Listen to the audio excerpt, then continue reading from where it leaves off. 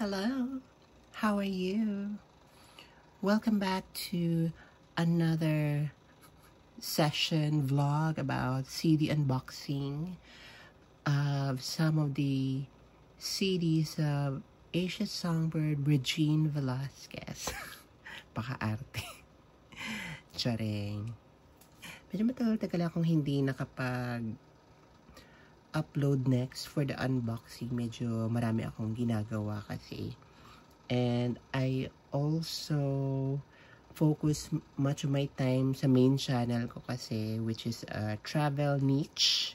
It's a travel channel kasi mahilig ako mag-travel all around the Philippines. So doon muna ako nag-focus kasi I'm aiming for monetization on that channel. Currently, that channel has close to 6,200 subscribers and around 3.5 million views. And I just passed the Tier 1 monetization, which the minimum requirement is 500 subscribers with another requirement of around 3 million views for shorts or 3,000 watch hours for long form video. So I just achieved that over the weekend. I got the confirmation yesterday that I am now monetized for Tier 1, meaning I can only be monetized pa lang dun sa mga perks of Tier 1 like memberships, mga super stickers and all. Pero para makapag-monetize ka into Tier 2, meaning you have to reach 4,000 watch hours for the last 365 days. And of course, for the subscribers, you have to reach 1,000 with a minimum of 3 videos uploaded for the last 365 days. So, konti na lang, medyo 3.5 million views na ako sa shorts. But the requirement for Tier 2 monetization is around 10 million, while the watch hours would be 4,000 watch hours. Malayo pa, pero we are hoping for miracle, because miracle tong Tier 1 na na-achieve ko kasi I just achieved the Tier 1 monetization in less than or roughly or nearly 2 months, which ang requirement is for the last 90 days. But before pa nag 90 days nakapag na-achieve ko na yung Tier 1 monetization. So, I'm so happy. But for this channel, the Regine 13 channel, I'm not really pressuring myself to monetize this channel because parang hobby ko siya. And at the same time, I don't think na mamonetize din yung channel kasi puro copyright yung mga videos ko. So, swerte na lang kung mamonetize pa ako. So, it's more of hobby channel. It's a hobby channel na doon ko lang pinopost yung mga videos na either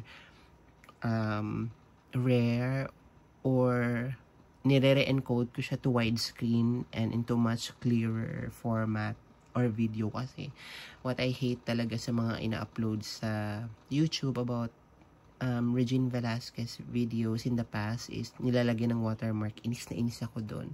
Although naintindihan ko naman why they're doing that, because they want to be credited na sila yung encode, nag-record and stuff, all the hard works and all. But my philosophy kasi is ang ganda ni Inang sa mga videos, ang ganda ng mga audio capture sana, kaya lang sinisira ng ibang uploaders yung videos, like lalagyan nila ng sandamakmak na watermark sa gitna, sa gilid, para lang makredit sila. Though I understand, it's just that para sa akin nasisira kasi yung view, nasisira yung mukha ni Ina. Ang ganda-ganda niya sa mga videos, tapos sinisira ng watermarks. Tapos yung iba, ine-edit pa yung audio.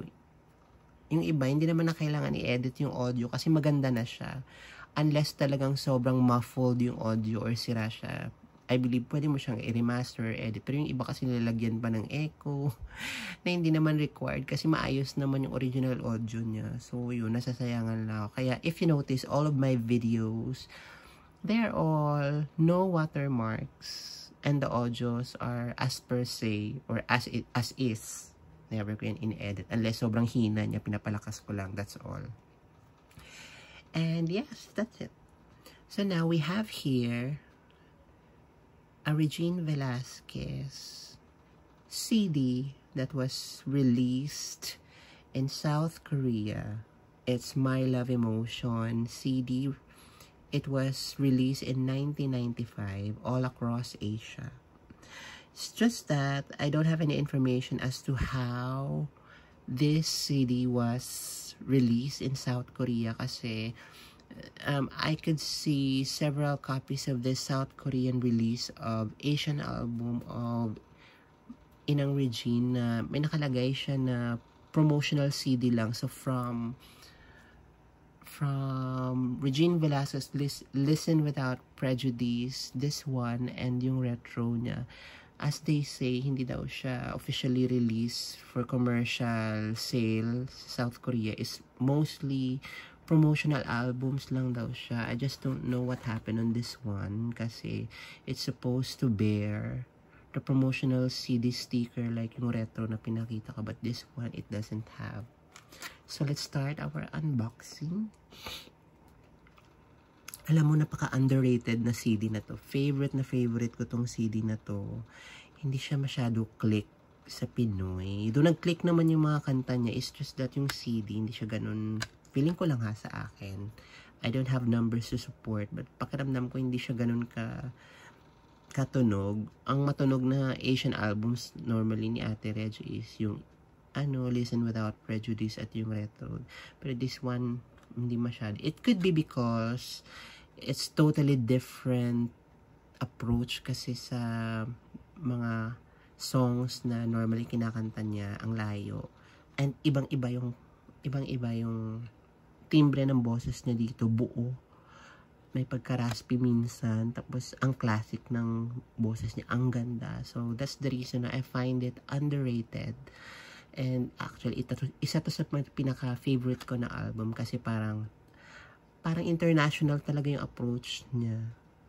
Though based on the interview, hindi bet ni Inang yung pictorial niya dito kasi hindi niya daw bet yung makeup, which para sa akin, bet na bet ko siya kasi totally different from her previous makeup. Para siyang she was making a statement with this look. Although hindi ko naman siya masisisi kasi in a way, nagmukha siya, alam mo yun, sobrang pale niya. And at the same time, para siyang, alam mo yun, naging in-check talaga siya. So, feeling ko kasi yun yung branding na gustong gawin sa kanya ng Polygram dati since she was trying to penetrate the Asian market. So, parang minomold siya into more Asian Chinese look. Kaya siguro hindi niya bet yung ganyan. Ang gusto siguro niya na look talaga is yung deep set na eyes. Ito parang ewan ko. Pero I like it. I'd like to imitate this look someday. Kasi ang na-imitate ko pa lang is yung look niya sa In Love With You or Listen Without Prejudice. Okay, so this is the CD. Ewan ko, bakit ganun? Kahit dati talaga, ang quality ng printing ng mga CD covers ni Regine sa Asia is totally different from the one that's released in the Philippines. Look, ang kapal niya, be. Makapal siya. Unlike sa... Although yung first release, meron akong first release na release in Philippine market, makapal siya, pero iba talaga yung quality ng printing ni Asian. Yung font, napaka legible niya, hindi siya shadowy, hindi siya, alam mo yung parang, basta ibang-iba talaga siya. Tapos, look at the pictures, they are so clear, and the colors are true to life. Ang taas ng contrast niya. Maybe I will create another video comparing these albums with the other releases. Ang ganda niya, ang sobrang mataas yung contrast niya. So clear and colorful. Ayan. The difference of this cover from the Philippine release and other releases, the difference is that sa cover na to, meron siyang specific page na naka Korean literature, meaning Korean text. Though I can try to translate this using Google Translate, but kung ang pagkakaintindi ko ng mga nakalagay dito is like an introduction of Regine Velasquez, saan siya nagmula, ano yung mga songs na nagpaano sa kanya. It tells us kung anong mga albums na release niya na so far. Ito may Asia Pacific, parang pinapaano dito kung paano siya nakilala in Southeast Asian region through the competition. Ayan, that's the difference. 1 and 2, ito.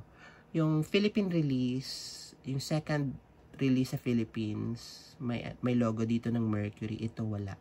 Instead, what it has is this serial number that is I think serial number for South Korea release, which I like kasi ang ganda dito ni Inang, ang ganda dito ni Songbird. Naiinis talaga ako pag yung mga pictures niya may mga trademarks, logo, icon. Parang nasisira yung beauty niya. Gandang-ganda kasi ako sa kanya. So that's the cover. And another difference with this album, with this release in South Korea, is yung CD niya, pink na pink. It's fuchsia, I think, no? It's a bright, I'm not sure if it's fuchsia, para siyang bright violet. And then, the serial numbers, you can see it here. Medyo madilim. Sorry na, hindi siya ayan.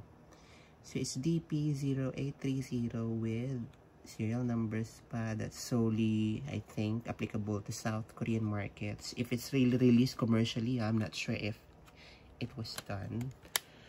Then, iba din yung niya, iba din yung sa bind niya, sa gilid. Kasi diba, iba yung font sa official release sa Philippines. Ito, lang, normal lang. And then, ito yung likod. Which, another difference is 10 cuts lang siya, 10 tracks. Wala yung isang track na nirevive niya from Japan, which is My Sweet Home. It's a song adapted or was sang by Maria Takeuchi, which the original Japanese title is Uchi ni Kairo, or kung ita-translate ko siya, Returning to Home. Pero yung English translation niya is My Sweet Home. Pero yung totoo is Uchi ni Kairo. Uchi meaning house, ni to Kairo means return.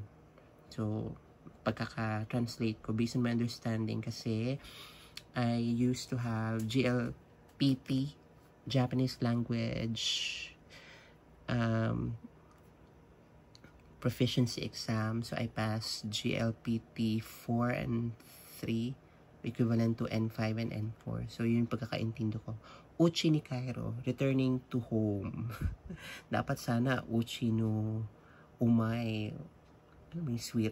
Nakalimutan ko na yung sweet na word sa Japanese. Anyway, that's it. Wala yung My Sweet Home. It could be due to licensing issues. The song is not licensed to be listened to or released in South Korea. That's why it's not in the list. So, 10 lang siya. Wala yung My Sweet Home. Eh, gandang-ganda pa naman ako sa song na yun kasi, alam mo yung, it's about heartbreak, but the person finds solace in the memories. And for that person, going back to the memories is like going back home. To the sweet, sweet home.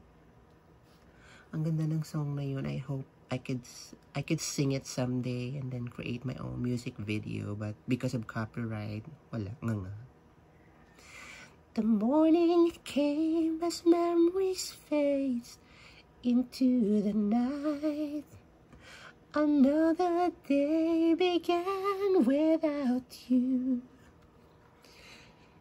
Each time I had this feeling, I find myself believing you would soon come home to my arms.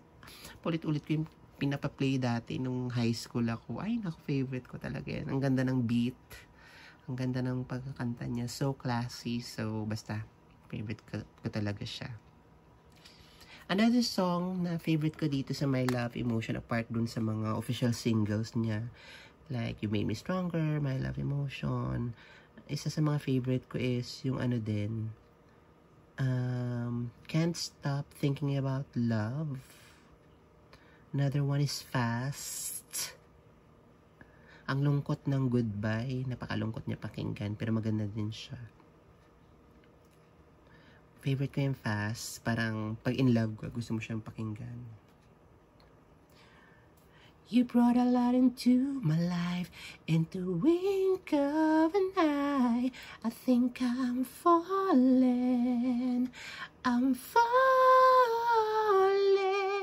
Falling fast, oh so fast. I'm falling fast for you. Yung Days Like These, ang taas niya. It's a revival from a Canadian artist. I forgot the name, pero mataas din yung pagkakanta ng original. Yung Can't Stop Thinking About Love, it's chill. Bet ko rin siya pag pag gusto ko mag-chill. Baby, I can't stop thinking about our love tonight. Can't even tell you what's wrong or right. I need you here to love me. Ay nako. Anyway, that's it. So, that ends our CD unboxing. Regine Velasquez, My Love Emotion CD, promotional CD release in South Korea. Thank you so much and see you on my next vlog. Bye!